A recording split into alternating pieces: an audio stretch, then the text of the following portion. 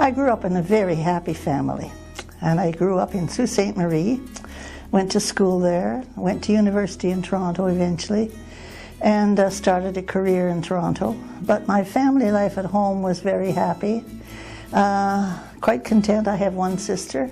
We used to fight all the time, but that's par for the course. But no, we're very, very close friends now. She still lives in the Sioux, and I've lived all over the world. I was married for about 17 years, and then I divorced, but we have one daughter. And she lives in Mexico with her husband, who's an absolute doll. I love him to death. And she has one son. That's my family. The most wonderful career that anybody could ever have.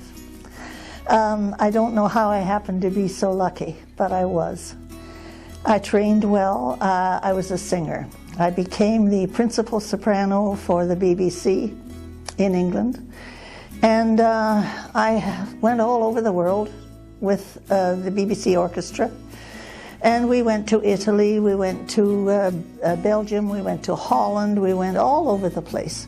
And it was a fabulous career. I've worked with many, many conductors and many good orchestras, the London Symphony, the London Philharmonic, the BBC Symphony, the BBC Concert Orchestra, and of course the Toronto Symphony when I started. And I just went from here, right from university, into radio work. And I worked for the CBC, where I got my training. Most of it in how to do shows and behave and all that kind of thing. It was a brilliant experience. It was a wonderful experience. I went to some great places in the world with some wonderful people, and I have many, many, many good friends in the well-known people of the world today.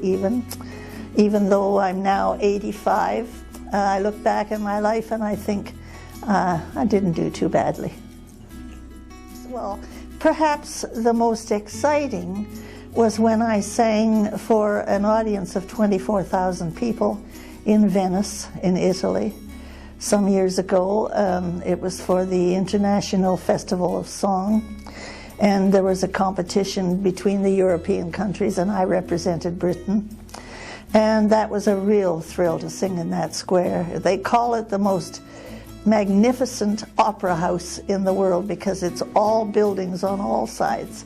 And the acoustics are fabulous. And you can imagine there were 6 orchestras from 6 different countries, all separated with banks of flowers. And this huge stage at the front and all these wonderful people. And it was an experience of a lifetime. That would be the top, I think. Above all, what I've learned from it all is a sense of tolerance. I appreciate people for what they are. I don't look for things that are not there. I appreciate kindness, and I try to be kind to everyone. You know, my grandmother years ago said to me, "Doreen, if you only do one good thing every day of your life, you will not fail." And she says, if it's only a smile. And of course she was so right. And I've made many friends by just trying to be nice to people.